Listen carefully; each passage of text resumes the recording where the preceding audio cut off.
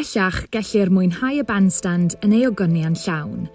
Wedi adeiladu gyntaf yn 1912, mae'n gorwedd yn ganolog ym Pharc Bedwellte. Mae'n siap 8 ochrog ac fel llawer o strwythurau yn yr ardal, mae wedi adeiladu o haearn. Efallai y byddwch hefyd yn sylwi ar nifer o nodweddion addurniadol a'r ceiliog tywydd ar ben y to cromen.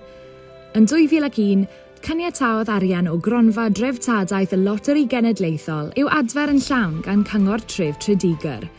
Ailagorodd y bandstand yn llawn ar y 10 o Dachwedd 2001. Drwy gydol yr 20fed ganrif, byddai amrywiaeth enfawr o gyngherddau wedi cael eu cynnal yma i'r cyhoedd eu mwynhau.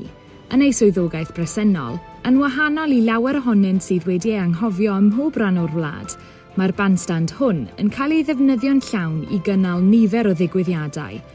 Ar brynhawn Sul trwy gydol misoedd yr haf, gallwch fynychu cyngerdd rad ac am ddim. Cynhelir priodasau yma hefyd mewn tywydd da, a gallan ddal hyd at 100 o westeion.